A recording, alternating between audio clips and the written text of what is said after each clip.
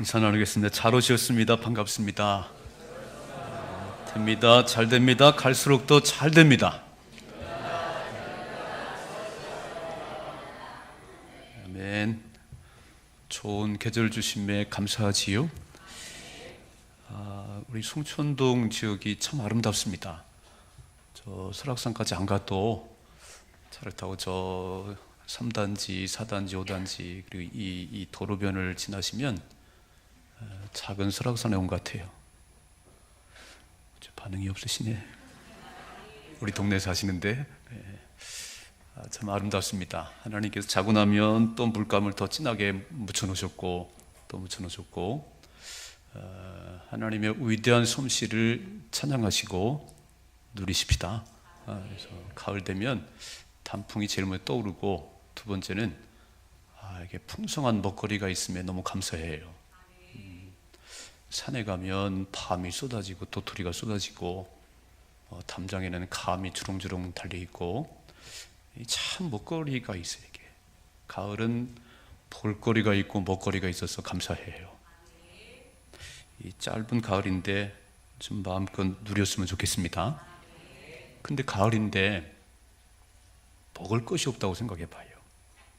단풍도 아름답고 참 좋은데 춥지도 않고 덥지도 않은데 먹을 게 없다 그러면 이거 참 쓸쓸해요. 그죠? 허전하고. 그러니까 볼 것이 있고 먹거리가 풍성하니까 너무너무 좋은 거예요. 그래서 하나님께서 이렇게 풍성한 먹거리 주심에 감사하고, 이 과일 나무를 심을 때는 꽃을 보려고 심는 게 아니에요. 이런 사과나무 심어놓고 꽃이 참 이쁘다, 그거 뭐 이쁜 거는 보너스고 막 굵직한 사과가 달려야 됩니다. 이 과일 나무를 심었을 때는 이 과일이 주렁주렁 맺혀야 주인이 즐겁지, 막 꽃만 이쁘고 과일이 없으면 그렇게 즐겁지 않아요. 열매가 없으면 주인이 참 실망하고 그 나무를 뽑아서 버릴 수가 있어요. 예수님께서 공생의 33년의 삶을 사시는 가운데 마지막 한 주간은 베다니에서 주무시고 예루살렘 가서 일하시고 또 저녁이 되면 들으시고 아침에 가셨어요. 아침에 베다니에서 일어나셔서 예루살렘으로 들어가는데 시장하셨다고 그랬습니다. 배가 고프셨다. 그래서 지나가시면서 길가에 보니까 잎이 무성한 무화과 나무가 있는 거예요. 잎이 무성한 무화과 나무 있어서 그 나무를 막 뒤져봤어요. 근데 열매가 하나도 없네요. 실망하셨어요. 배가 고픈데 잎이 무성하다는 것은 열매가 있어야 되거든요. 근데 하나 열매가 없는 걸 보시고 그 나무를 저주했는데 말라버렸다고 되어 있어요. 정말 그런 말씀인지 없는지 확인 한번 해보십시다. 화면해 보겠습니다. 마태복음 21장 18절 같이 읽습니다. 이른 아침에 성으로 들어오실 때에 시장하신지라 길가에서 한 무화과 나무를 보시고 그리로 가사 잎사귀밖에 아무것도 찾지 못하시고 나무에게 이르시되 이제부터 영원토록 내가 열매를 맺지 못하리라 하시니 무화과 나무가 곧 마른지다 그랬어요. 우리 예수님께서 이렇게 냉정하신 분이 아닌데 말도 못하는 무화과 나무를 향해서 이렇게 막 영원토록 내가 열매를 맺지 못하리라, 잎사귀밖에 아무것도 보는 게 없다는 거예요. 오늘 예수님께서 무화과 나무를 향해서 이렇게 책망하시고 저주하신 것은 단순히 무화과 나무를 말씀하는 게 아니고 어쩌면 신앙생활엔 열매가 있어야 된다고 그걸 교훈하시는 하나님의 사인이에요. 그러므로 우리를 향해서 하나님께서 신앙생활에 열매가 있어야 된다. 나무는 열매를 보아서 그 나무를 알 수 있다 그랬어요. 잎만 무성하면, 잎이 참 무성하다는 것은 열매가 있어야 되는데 나무가 크다는 것은 열매가 맺을 때가 됐다고 하는 얘기인데 아무리 뒤져봐도 열매가 없으니까 예수님 그 나무를 책망하시 저주하셨어요. 여러분, 신앙의 연륜이 10년 되고 20년 되면 열매가 있어야 됩니다. 초보적인 신앙을 아직도 막 20년 믿었는데 30년 믿었는데 여전히 초부적인 신앙을 간직하면 주님께서 책망할지 모르겠어요. 여러분, 시간이 흐른다고 하는 것은 시간이 흐르면 성장을 해야 되는 것이고, 성장했다는 것은 열매가 맺혀야 된다 그런 얘기예요. 저희 집이 과수원을 합니다. 과수원. 이 과수원을 할 때 한 3, 40년 한 것 같아요. 제가 처음 우리 집이 과수원을 샀을 때는 지금 같은 뭐 후지나 이런 게 없었어요. 그때는 홍옥이라고 하는, 국광이라고 하는 이 사과나무가 거목이에요. 거목. 거기다 그네 매달고 막 탐될 정도로 큰 나무였습니다. 이런 나무를 그런 과수원을 했는데, 아니 어느 날부터 저희 아버님께서 그 큰 나무, 그 홍옥이나 국광 나무 밑에 요만한 묘목을 갖다 심는 거예요. 사과나무 묘목을. 그게 후지나무예요. 후지. 근데 그 사과 묘목을 심고 3년 지나니까, 빠르면 3년 지나니까 사과가 하나씩 맺혀요. 이렇게. 그리고 늦어도 5년, 6년 지나면 사과가 맺히더라고요. 더 시간이 가니까 이제 그 후지 사과나무에서 사과가 맺히기 시작하니까 그 큰 거목을 잘라버렸어요. 정말 따기도 힘들고요, 농약하기도 힘듭니다. 지금은 나무 다 작아요. 이렇게 작은데 사과는 많이 맺힙니다. 그 묘목을, 사과 묘목을 심고 제가 보니까 빠르면 3년, 그리고 시간이 더 가면 5년 지나면은 이제 열매가 맺기 시작합니다. 만일에 5년 지나고 6년 지나도 열매가 안 맺히면 그 나무는 베어야 돼. 다른 것이 뭐예요? 다른 거예요. 그게 과수원 하는 그 과수원 농부들이 하는 일이에요. 여러분, 우리가 신앙생활 하시면서 막 5년 지나고 10년 지나고 20년 지났는데 이제 어른이 됐잖아요. 어른이. 저희 교회가 24살의 청년인데 이제 열매가 있어야 되는 거예요. 성경에 보니까 성령의 열매를 맺으라고, 성령의 열매를, 자, 화면에 보겠습니다. 성령의 열매, 갈라디아서 5장 22절 23절 같이 읽습니다. 오직 성령의 열매는 사랑과 희락과 화평과 오래 참음과 자비와 양선과 충성과 온유와 절제니 이 같은 것을 금지할 법이 없느니라. 성령 하나님께서 내 안에 충만히 계시니까 열매로 나타나기 시작하는 거예요. 막 사랑하고 기뻐하고 또 오래 참을 수 있는. 애기들은 오래 참지 못합니다. 애기들은 막 참는 힘이 없어요. 어른 되면 오래 참는 힘이 생기는 거예요. 그리고 절제하는 능력도 생기고, 오늘 성령의 열매는요, 성숙한 신앙의 증거입니다. 이런 열매가 있다고 하는 것은요, 열매는 성숙한 신앙의 증거가 열매예요. 아, 나무가 컸구나, 나무가 컸어, 이제 어른 나무가 됐구나, 열매가 많이 맺혔네. 이 열매는 성숙한, 또 어른이 된 그 삶의 증거로 열매가 나타난 겁니다. 그래서 우리도 성숙한 신앙의 덕목인 성령의 열매가 주렁주렁 맺히길 주님 축복합니다. 그래서 인내하는 힘도 있고 즐거워해지요. 이렇게 좋은 계절을 살아가는데 얼굴 찡그리면 안 됩니다. 즐거우셔야 돼요. 어째 잠을 못 주무셨는가, 이렇게 그냥 신나시지. 오늘 이렇게 좋은 때 와서 예배 드리는데 너무 좋으시지. 이게 이 열매 이렇게. 보니까 입술에 열매도 있고 기도에 열매도 있고, 신앙생활을 하시면서 막 간증도 있는 거예요. 간증도. 야, 기도했더니 하나님께서 기도의 응답을 주시더라.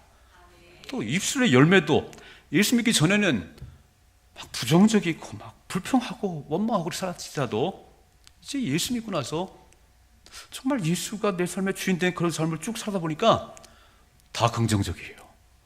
지난주에 말씀드렸지요. 아브라함이 뭐라고 그래요? 하나님께서 친히 준비하시니라. 하나님이 준비해.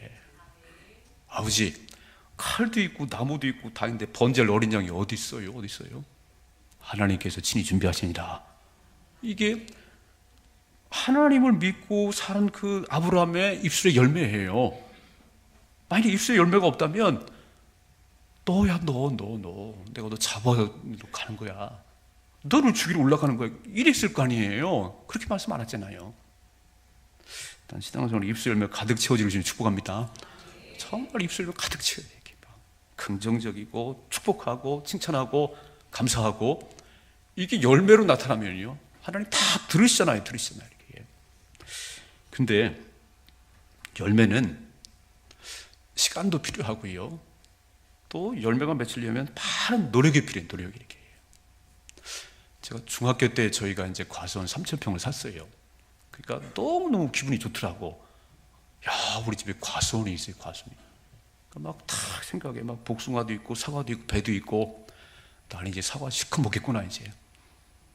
그런데요, 제가 막 이렇게 우리 아버지하고 일을 하면서 보니까 이렇게 다 따고 겨울 되면요 눈이 오는데 그 과수원 올라가시는 거예요. 그래서 전지를 해요. 전지를. 이게 막 큰 가지들이 양분을 뺏어가니까 다 잘라버리고 꼭 필요한 가지만 남기는 거예요.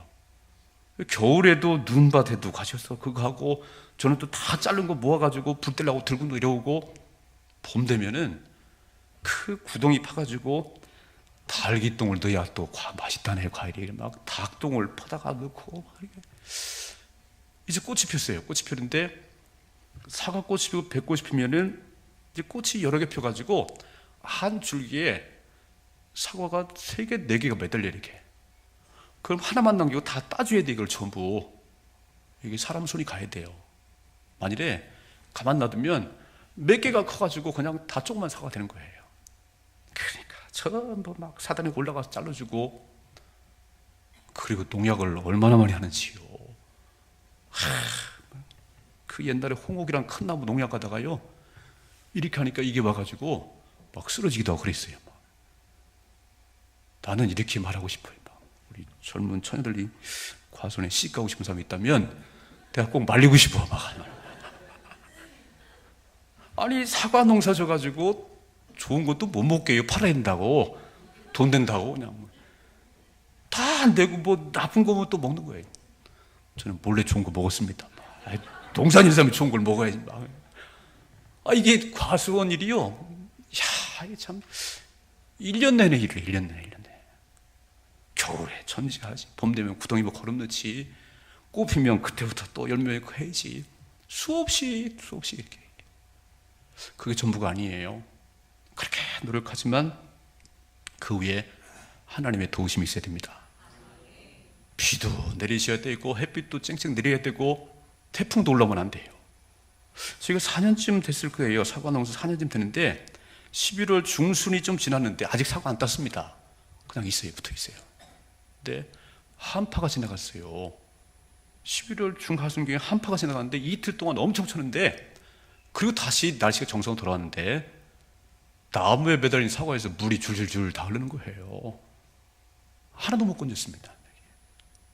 그렇게 많은 노력을 하지만 그 위에 하나님의 도우심, 하나님의 은혜가 있어야 됩니다. 그래서 이게 열매 맺는다는 게 쉬운 게 아니에요. 많은 노력이 필요한 거예요. 오늘 본문의 말씀 보니까 이렇게 하면 많은 열매를 맺는다 그렇게 되어 있습니다. 이 말씀 보는 가운데 두 가지만 기억하려고 합니다. 첫째로, 열매는 수고의 대가입니다. 열매는 수고의 대가예요. 자, 오늘 말씀 24절 같이 읽겠습니다. 24절 같이 읽습니다. 시작. 내가 진실로 너에게 이르노니 한 알의 밀이 땅에 떨어져 죽지 아니하면 한 알 그대로 있고 죽으면 많은 열매를 맺느니라. 아멘. 한 알의 밀이 땅에 떨어져 죽지 않으면, 땅속에 그냥 있어요. 그냥 있으면 절대 싹이 안 나요.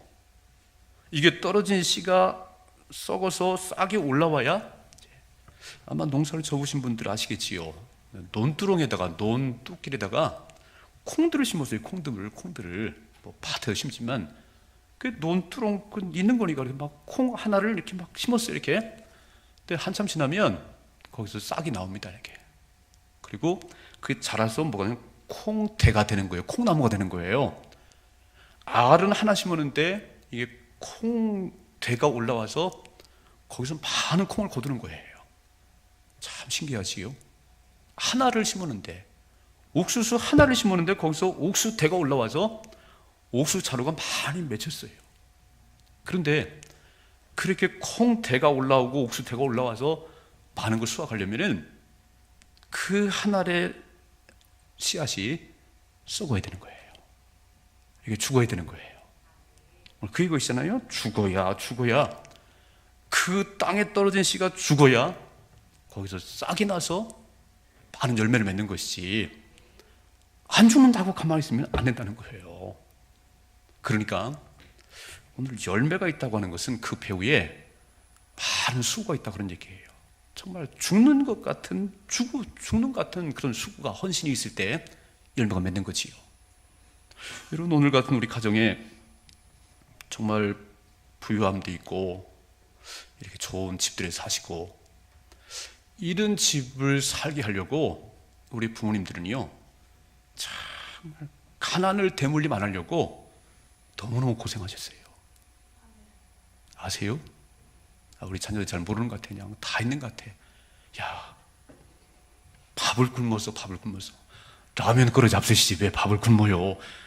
야, 이놈아, 라면이 어디서 그때 라면이. 애들은 모르는 거예요.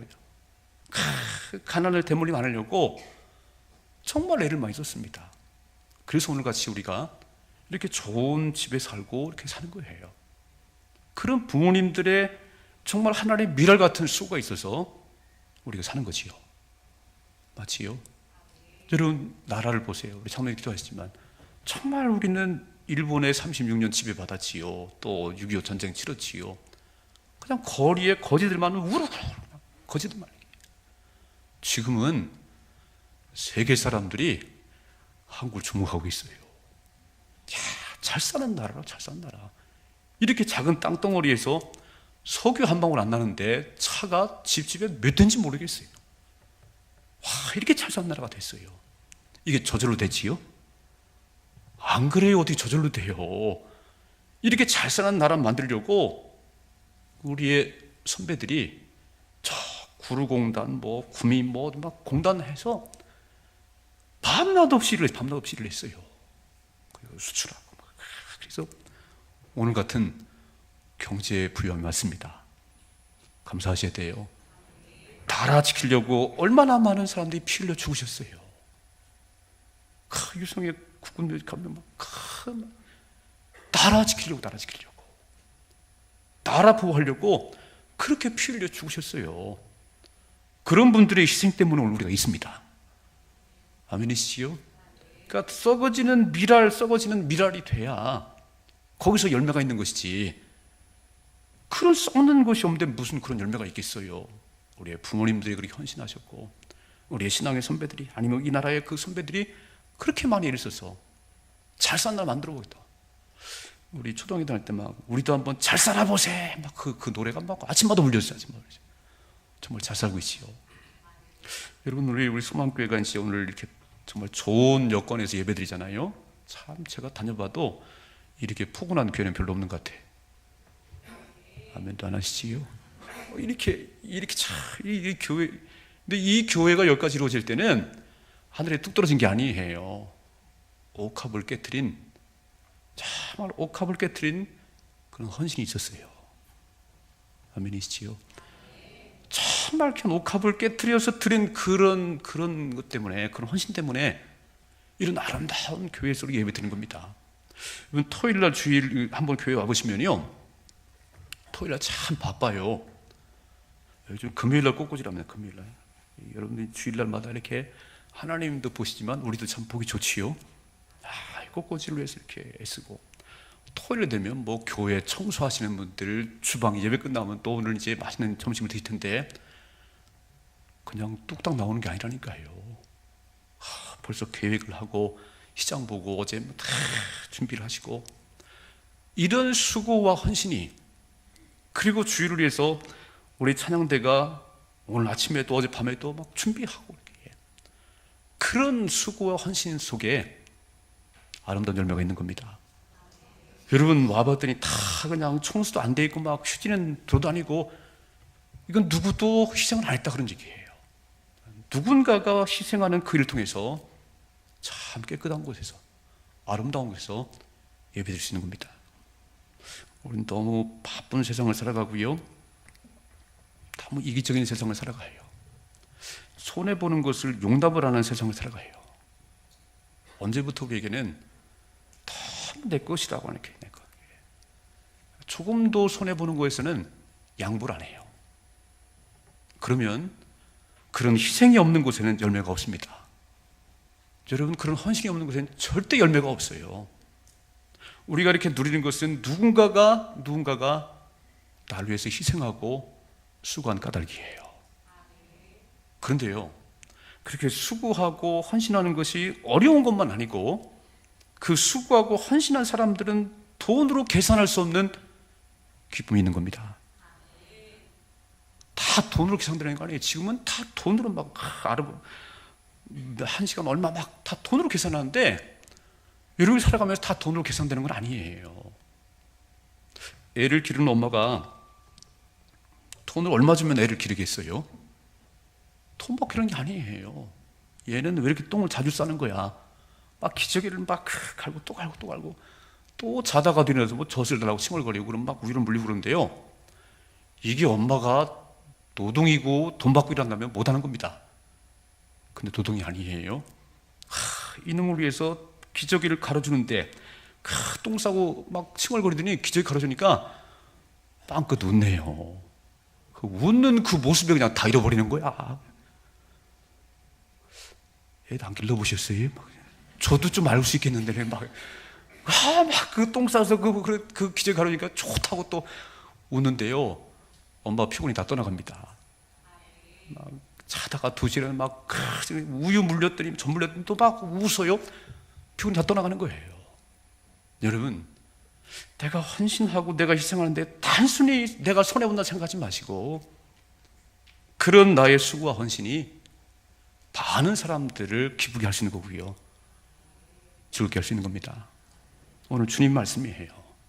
썩어지는 하늘의 미랄이 돼서 주님이 죽으셔서, 예수님께서 죄가 없으신 분이에요. 죽을 이유가 없어요. 주님이 불과 피를 다 쏟으시고 그렇게 모욕당하시고 십자가에 죽으시는 그런 희생 때문에 저와 여러분 구원받았습니다. 인류가 구원받은 거예요. 내가 왜 죽어야 돼? 내가 왜 죽어야 돼? 하나님, 내가 왜 죽어야 돼? 내가 뭘 잘못했어요? 못합니다라고 그리고 주님이 거부했으면요, 우리는 구원의 길이 없습니다. 이건 돈으로 되는 게 아니에요. 이건 노력으로 되는 게 아니에요. 대신 죽는 죽음이 있어야 돼요. 우리 예수님께서 하늘의 밀이 땅에 떨어져 죽지 않으면 그냥 그대로 있다, 그대로 이렇게. 그러나 죽으면 많은 열매를 맺느니라. 우리 예수님 한 분의 죽으심으로 아담 한 사람 때문에 죽음이 왔는데요, 두 번째 아담은 예수님 때문에 구원의 문이 열렸습니다. 감사하지요. 그래서 여러분, 우리가 그렇게 많이 누리고 살아요. 참 열매를 누리고 살아요. 그 열매는 저절로 된 것이 아니고 누군가가 계산 없는 그런, 여러분, 저 보니까 와서 이렇게 봉사하는 게 교회에서 봉급 주는 게 아니에요. 막 청소한다고 봉급 주는 게 아니에요. 내가 시간 내서 내가 정성을 들여서 내가 하는데요, 나의 수고 때문에 주일날 많은 성도들이 이렇게 깨끗한 거에 기쁨으로 예배드릴 수 있네요. 기분 좋은 거예요. 여름에 주방에 가면 막 한 40도는 되는 것 같아. 막 열기가 막. 그 집에서 뭐 그렇게 많은 양을 해봤어요? 요즘 밥도 잘 안 해먹는 시대인데 막 몇백 명거 양을 하는데 그건 마다하지 않고 하는 거 보면요, 너무너무 감사해요. 그분들의 헌신이, 그분들의 수고가 하늘의 미랄이 돼서 우리가 끝나고 올라가면 참 맛있는 음식을 얘기하면서 먹는 거예요. 아마 그분들은 돈 몇 푼을 줘서가 아니고 준비할 때 힘들었지만 맛있게 먹는 그 모습 보고 피곤함이 다 떠나갈 것 같아요. 이제 앞으로요, 그렇게 봉사를 안 하신대요. 그래서 다 용역을 둬가지고 아예 밥도 안 해먹는 교회도 있고요. 우린 해 드십시다. 그게 정이 있는 거지. 그래도 좀 누군가 희생을 통해서 여러 사람이 즐겁게 먹는 것도 있어야지. 다 먹으나 막 계산하고 너무 상막스러워요. 아무 열매가 없습니다. 열매는 나의 헌신과 나의 수고와 내가 죽는 그 쪽에서 열매가 맺어 있는 겁니다. 나의 헌신을 통해서 많은 사람들을 행복하게 하고 즐겁게 하는 그런 삶을 살아갈 수 있길 주님이 축복합니다. 두 번째로 오늘 말씀 보니까 죽어야 사는 역사를 말씀하세요. 육이 죽어야 영이 삽니다. 자, 25절 말씀 가집니다. 화면에 봅니다. 25절 같이 읽습니다. 자기의 생명을 사랑하는 자는 잃어버릴 것이요 이 세상에서 자기의 생명을 미워하는 자는 영생하도록 보존하리라 그랬어요. 잘 보시면 사랑하는 자는 잃어버릴 것이고 미워하는 자는 영생하도록 보존한다고 되어 있어요. 짧은 한 구절 말씀인데 사랑하면 잃어버릴 것이고 미워하면 영생하도록 보존될 것이다. 이게 무슨 말이냐면요, 지금은 참 이 육의 것에 사람들이 많이 매여 살아요. 그냥 이 육신적인 것 때문에 영의 것이 너무 희미해졌어요. 육신적인 어떤 것들만 너무 이렇게, 여기 자기 생명을 사랑한다는 얘기는 영적인 것이 아닌 육신적인 것을 너무너무 매여 살면 잃어버릴 것이라고 했어요. 영적인 것을, 하나님의 것을 붙잡으면 생명도 없고 영원히 삽니다. 이 육체는 영원히 사는 게 아니에요. 이건 다 흘러 돌아가게 돼 있어요. 근데 사람들은 자기 거, 자기 육체의 것, 이게 우리 재산, 이거 누가복음 12장에 보니까 어리석은 부자 얘기가 나와요. 잘 아시지요? 이런 가을에 농사를 졌습니다. 막 소출이 얼마나 많이 왔는지 기존 창고에 안 들어가요. 계산해 보니까 안 들어갔대. 너무너무 많이 풍년 들었어. 막 농사 잘 됐어요. 이 부자가 막 생각을 하더니 그러면 창고를 새로 지어야지. 그래서 있던 창고를 다 헐어버리고 크게 새로운 창고를 지었어요. 그리고 거기다가 막 다 채워놨어요. 이렇게 말하는, 화면에 한번 같이 봅니다. 누가복음 12장 19절을 같이 읽습니다. 또 내가 내 영혼에게 이르되 영혼아 여러 해 쓸 물건을 많이 쌓아두었으니 평안히 쉬고 먹고 마시고 즐거워하자 하리라 하되. 여러분, 창고에 많이 쌓아뒀다고 영혼이 즐거운 게 아니에요. 영혼은 영의 양식을 먹어야 즐겁습니다. 이 부자는 막 큰 창고를 새로 짓고 거기다 곡식을 가득 채워놓고는 내 영혼아 이렇게 많이 쌓아뒀으니 이제 평안히 쉬고 먹고 마시고 즐거워하자 그랬어요. 근데 하나님 말씀하시네요. 20절 같이 읽습니다. 하나님은 이르시되 어리석은 자여 오늘 밤에 내 영혼을 도로 찾으리니 그러면 내 준비한 것이 누구의 것이 되겠냐 그랬어요. 때가 육신적으로 볼 때 막 큰 창고에 곡식 가득 차서 보기는 좋은데 하나님께서 오늘 네 호흡을 멈추게 하면 다 누구 것이 되겠어? 그렇게 많은 수확이 생겼으면 지금 이웃 좀 나눠주지. 그 부자와 나사로 이야기, 매일같이 먹고 마시면서 호화로운 입으면서 대문 앞에 누워있는 거지 나사로에게 밥 한 그릇 준 적이 없잖아요. 너무 그렇게 사는 거예요. 그냥 자기 하나. 그냥 내 몸 하나 사는 거 이렇게. 어리석다고 말씀 안 해요. 어떤 말씀하세요? 여러분, 영혼의 문제가 해결돼야 육신의 문제가 해결됩니다. 그래서 예수 믿기 전에는 가장 땅의 것이 그것이 전부였지만 예수 만난 이후에는 하늘나라가 소중해요. 근데 하나님께서 영이 잘 되니까 범사가 잘 되게 해주시네요. 육신의 걸 무시하라는 얘기 아니에요. 영혼이 잘 되면 잘 되는 거예요. 이 말씀 같이 봅시다. 베드로전서 4장 2절 같이 읽습니다. 그 후로는 다시 사람의 정욕을 따르지 않고 하나님의 뜻을 따라 육체의 남은 때를 살게 하려 함이라. 너희가 음란과 정욕과 술 취함과 방탕과 황락과 무법한 우상 숭배를 하여 이방인의 뜻을 따라 행한 것이 지나간 때로 족하다 그랬어요. 예수 모를 때 그렇게 사는 것이지 예수 믿고 나면 그렇게 사는 게 아니에요. 이런 것은 내가 죽는 거예요. 생명을 사랑해요. 그냥 여전히 육의 것을 따라 살아요. 죽어요. 이제는 그런 육신적인 것을 따라 사는 것이 아니고 좀 도울 길이 없는가? 뭐 좀 다른 삶을 좀 행복해질 게 없는가? 이렇게 사십시다. 하나님을 영화롭게 하고 사람을 기쁘게 하는. 그래서 나이가 드시면 이제는 나만 왜 살아왔으니까 이제 좀 나이가 드시면 다른 사람을 살 수 있는 그런 길 좀 찾아보십시다. 그래서 교회가 뭐 어딜 돕는다 뭐 한다 그러면 막 저기 나서세요. 저쪽으로. 참 귀한 일이에요. 이게 힘은 들지 모르지만 그거 하고 났을 때 그렇게 즐거운 거예요. 제자가 되는 길은요, 주님 말씀하시네요. 이렇게 말씀하시죠. 화면에 다시 봅니다. 마태복음 16장 24절 같이 읽습니다. 이에 예수께서 제자들에게 이르시되 누구든지 나를 따르려거든 자기를 부인하고 자기 십자가를 지고 나를 따를 것이니라. 누구든지 제 목숨을 구원하고자 하면 잃을 것이요 누구든지 나를 위하여 제 목숨을 잃으면 찾으리라. 사람이 만일 온 천하를 얻고도 제 목숨을 잃으면 무엇이 유익하리요? 사람이 무엇을 주고 제 목숨과 바꾸겠냐 그랬어요. 아무것도 아니잖아요.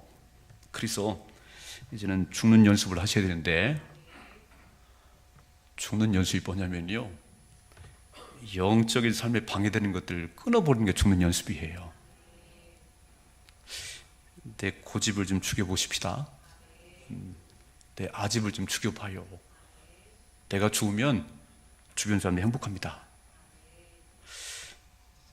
결혼을 해서 살 때 제 주님께서 말씀하셨어요. 제가 주례를 쓸 때 보면은 행복한 가정이 있어요. 행복한 가정이. 행복한 부부가 있어요. 젊은 사람들은 행복한 부부와 가정은 하늘에서 뚝 떨어진 줄 아는데 절대 그렇지 않아요. 행복한 부부, 건강한 가정은 만들어가는 겁니다.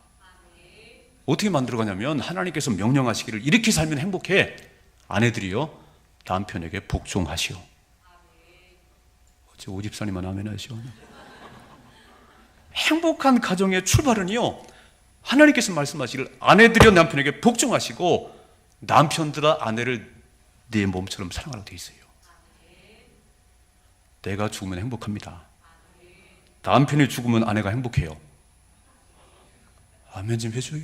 남편이 죽으면 호흡이 끊어지라는 얘기가 아니고 고집 내려놓으시고 막 아집 내려놓으시고 지금 아내를 막 그렇게 하면 행복해지는 거예요. 반대로 아내가 죽으면 남편이 행복합니다.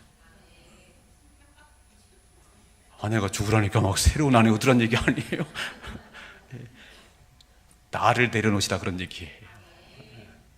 여러분, 행복한 부부는 다른 데 있는 게 아니잖아요. 누가 만들어준 게 아니잖아요. 서로가 만들어 가야 되는데 내 고집을 내세우지 말고 내 주장을 내세우지 말고 내가 죽으면, 나를 내려놓으면 상대방이 행복할 거잖아요. 오늘 무슨 얘기지요? 땅의 것만 추구하지 말고 하늘의 것을 추구하시오. 육체의 것을 죽여야지. 자, 이 말씀 한번 드리고 마치겠습니다. 로마서 8장 같이 읽습니다. 시작. 육신을 따라 사는 자는 육신의 일을, 영을 따르는 자는 영의 일을 생각하나니 육신의 생각은 사망이요 영의 생각은 생명과 평안이니라. 육신의 생각은 하나님과 원수가 되나니 이는 하나님의 법에 굴복하지 아니할 뿐 아니라 할 수도 없습니다. 육신에 있는 자들은 하나님을 기쁘시게 할 수 없느니라 그랬어요. 자꾸 육의 생각을 죽여야 되는 거예요. 자기를 분한다는 게 뭐지요? 가장 피곤해, 어려워, 힘들어. 육신의 뜻을 따라 사는 거예요. 그렇게 육신의 것을 생각하면 육신의 것밖에 안 보인다는 거예요. 하나님이 기뻐하는 일이면 가셔야 됩니다. 하나님께서 기뻐하시려면 육신의 것을 끊으셔야지, 내려놓으셔야지. 그래야 영이 사는 거지요. 영혼이 사는 겁니다. 오늘 죽어야 열매가 맺습니다. 안 죽으면요 절대 열매가 없어요. 여러분, 헌신과 희생이 없는데 무슨 열매가 있겠어요? 이 가을에 이렇게 풍성한 열매가 있는 것은 누군가가 그렇게 애를 썼어요. 그리고 하나님이 도우셨습니다. 하나님 도우셨어요. 얼마나 좋아요. 내가 죽음으로 많은 열매를 맺으십시다. 나의 헌신과 수고를 통해서 정말 다른 사람들이 행복하고 즐거울 수 있다면 그렇게 살아가는 삶을 살 수 있기를 주님의 축복합니다. 기도하겠습니다.